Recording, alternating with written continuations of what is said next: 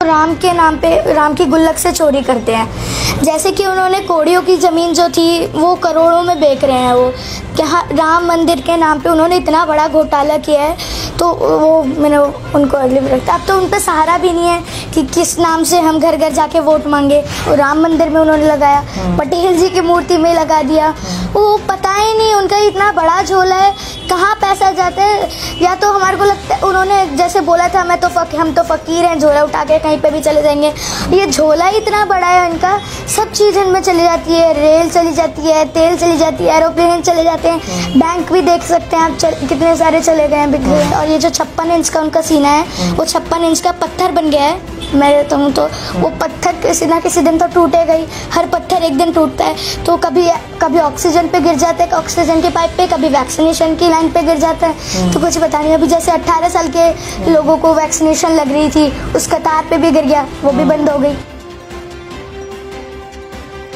संदीपनी, आप जानती होंगी यूपी में अब चुनाव आने वाला है। आपकी क्या राय है? क्या आप सोच रखती हैं क्या दोबारा यूपी में योगी जी की सरकार बनेगी या कुछ अब की बार बदलाव देखने को मिल सकते हैं? इस बार शायद बदलाव हो। मेरे ख्याल से मेरे को तो लगता है कि बदलाव होंगे यूपी में।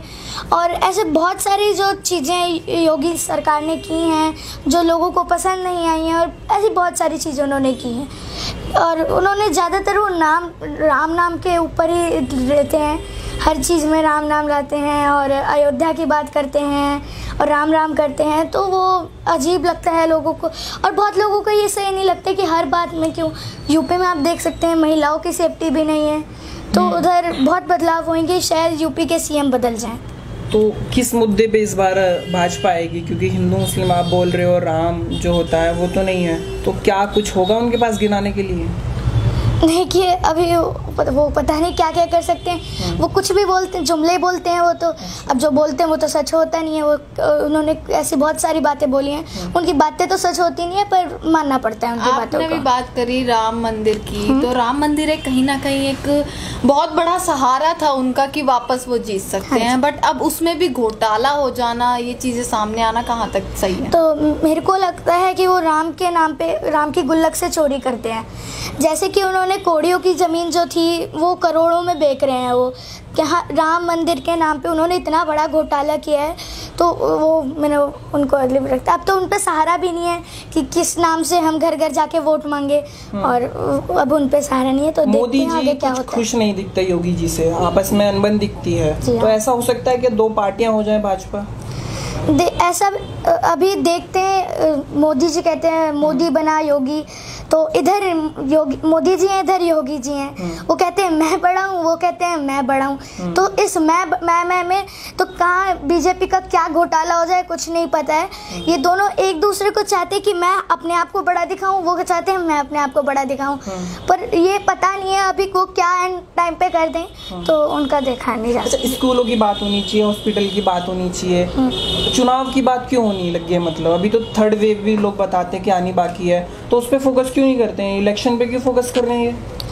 देखिए, मैंने पहले भी बोला था कि हम अपनी जान पे प्यारी देखते हैं। उन्होंने जैसे बंगाल के इलेक्शंस में भी क्या, उन्होंने इतनी सारी रैलियां उन्होंने लगवाई और कितनी भीड़ थी वहाँ। और थर्ड वेव आपने जैसे बोला थर्ड वेव आने वाली है, तो उधर उनको फोकस देना चाहिए कि थर्ड वेव आई, कैसे लोगों की जान बचे। अगर आप फोकस नहीं करोगे थर्ड वेव पे, लोगों की जान नहीं देखोगे, तो आपको वोट कहाँ से मिलेंगे? लोगों की आबादी खत्म हो जाएगी। और हो ही रही है, हर घंटे में लोग मर रहे हैं, कितनी मौतें आ रही हैं 24 घंटों में। तो आपको थर्ड वेव पे फोकस करना चाहिए। इसके बाद भी वैक्सीनेशन की जब बात होती है तो वहाँ योगी जी और मोदी जी का फोटो आ जाता है। तो जरूरी है क्या फोटो लगाना, प्रचार करना? इतना पैसा क्यों बहाना? मतलब वो तो डॉक्टरों का काम है ना, साइंटिस्ट को उपलब्धि है ना वो। तो आप वैक्सीनेशन जैसे हमने किया, और अभी अगर जितना पैसा आप प्रचार में लगा रहे हो उतना वेंटिलेटर्स बनाने में लगाओ या लोगों की जान बचाने में लगाओ, तो उतना कितना अच्छा होगा, कितने लोगों की जान बचेगी। अब जैसे आपने पटेल जी की मूर्ति पे इतना पैसा लगाया, उधर ही आप अगर वो पैसा संभाल के रखते, पटेल जी की मूर्ति भी कहाँ जा रही है? आप देख वो नदी में ही बह रही है। और अभी देख सकते वो टूट ही जाएगी, ऐसे हालत हैं, कोई लोग देखने भी नहीं आ रहे हैं। वही पैसा आप बचा के रखते तो वेंटिलेटर कितने बनते हैं उससे, कितने लोगों की ऑक्सीजन आ जाती। तो हमको देखना चाहिए कितने लोगों की जान बचती। आपने बात करी कि प्रचार प्रसार की, कोरोना से जिन लोगों की मौत हुई, पहले यह कहा गया था कि उन्हें 4 लाख रुपए मिलेंगे, पर अब सरकार ने साफ साफ कह दिया कि हमारे पास पैसों की कमी है और हम पैसा नहीं दे सकते जिन लोगों की मौत हुई है। आप मोदी जी, आप तो प्रधानमंत्री और आपकी सरकार ही इतनी बड़ी है, और जहाँ केजरीवाल जी को आप देख सकते हैं, वो जिनकी भी मौत हुई है, जिनके भी कोरोना में कर्मचारी थे, उनके घर घर जाके वो 1 करोड़ रुपए दे रहे हैं। तो आप देख सकते हैं, एक दिल्ली का सीएम जो एक सिर्फ सीएम है और आप प्रधानमंत्री हैं, तो देखिए किस पे पैसों की घोटाला है। हाँ। इतना पैसा जो ये टैक्स से लेते हैं, चाहे पेट्रोल हो चाहे डीजल हो, इतना टैक्स उन्होंने बढ़ा दिया हर चीज़ पे, उसके बाद भी ऐसा पैसा जाता कहाँ है? देखिए, वो अपने कहीं हवाई जहाज लेते हैं, जैसे आपने देखा उन राफेल खरीद लाए, और अब देख सकते हैं आप राम मंदिर में उन्होंने लगाया, पटेल जी की मूर्ति में लगा दिया। वो पता ही नहीं, उनका इतना बड़ा झोला है, कहाँ पैसा जाता है। या तो हमारे को लगता है उन्होंने जैसे बोला था हम तो फकीर हैं, झोला उठा के कहीं पे भी चले जाएंगे। ये झोला ही इतना बड़ा है इनका, सब चीज़ इनमें चली जाती है, रेल चली जाती है, तेल चली जाती है, एरोप्लेन चले जाते हैं, बैंक भी देख सकते हैं आप कितने सारे चले गए हैं, बिक गए हैं। तो उनके झोला ही इतना बड़ा है, समझ ही नहीं आता उनका झोला कहाँ से शुरू होता है। संदीपनी, आप जानती हैं कि अभी जो महंगाई चल रही है, चाहे वो पेट्रोल डीजल के दाम, आपको पता है इस समय क्या चल रहे हैं? देखिए, बहुत बड़े चल रहे हैं, 100 से ऊपर सिलेंडर के दाम आ गए हैं, और पेट्रोल भी बहुत महंगा हो गया है, बहुत उसमें भी बहुत कमी चल रही है, और रोजगार ही इतना है देश में। बांग्लादेश की मुर्गी बन के रह गया है हिंदुस्तान, बांग्लादेश भी बड़ा हो गया, अमीर हो गया हिंदुस्तान से, आप देख सकते हैं। तो उधर हमको देखना चाहिए, जहाँ बांग्लादेश कहाँ था और कहाँ आ गया। बहुत बड़े नंबर पे आता था अमीरों में, बहुत अमीर था हमारा देश, और अब कहाँ आ गया, जैसे मोदी राज चला है। तो बांग्लादेश से भी छोटा मुख्यमंत्री जो है बेहतर लगता है कि उनके काम देखें हम, या काफ़ी सारी चीज़ें हैं? देखिए, मेरे को केजरीवाल जी अच्छे लगते हैं, और मेरे को लगता है वो एक दिन प्रधानमंत्री भी बनेंगे। देखिए, यूपी जो राज्य है, बहुत बड़ा राज्य है। हाँ। दिल्ली के मुकाबले बहुत बड़ा राज्य है। हाँ। आपको लगता है कि अगर केजरीवाल जी अगर कभी आगे मौका मिला तो वो संभाल लेंगे इतने बड़े राज्य को? देखिए, वो मैं बताऊँ तो वो IRS भी रहे हैं, हम सबको पता है, और उनको इतना तो पता है कि हम पैसा कहाँ किस इस्तेमाल करें, और उन्होंने दिल्ली को बहुत फ़ायदे में भी लाए हैं। वो हम देख, दिल्ली और यूपी में कितना डिफरेंस है।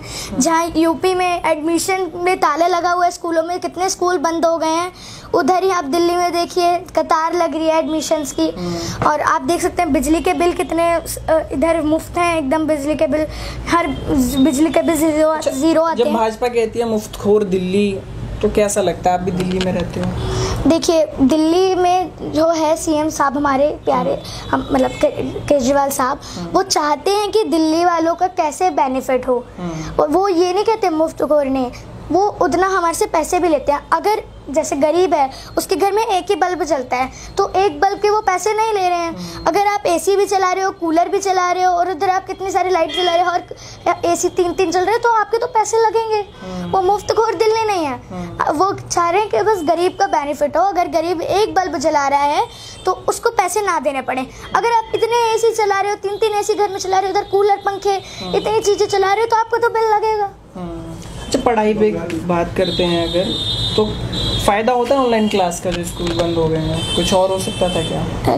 देखिए, जैसे प्रधानमंत्री जी ने, ऐसे हमारे स्कूलों ने भी किया कि ऑनलाइन क्लासेस लगाई, लेकिन क्लासेस का इतना फ़ायदा तो नहीं है। पर पूरी टीचर्स अपना बेस्ट कर रहे हैं कि हम कैसे बच्चों को पढ़ाएं, लेकिन बच्चे नहीं पढ़ पा रहे हैं। नेटवर्क का कभी रीज़न आ जाता है, कुछ भी रीज़न आता है, और ज़्यादा बच्चे ऐसे पढ़ भी नहीं रहे हैं। बंगाल जैसी समझदार है यूपी के अंदर पब्लिक? क्योंकि बंगाल में जो देखा गया है, खदेड़ा हो गया है वहाँ से भाजपा का, तो ऐसा कुछ उत्तर प्रदेश के अंदर देखने को मिलेगा? जी हाँ, बिल्कुल मिलेगा।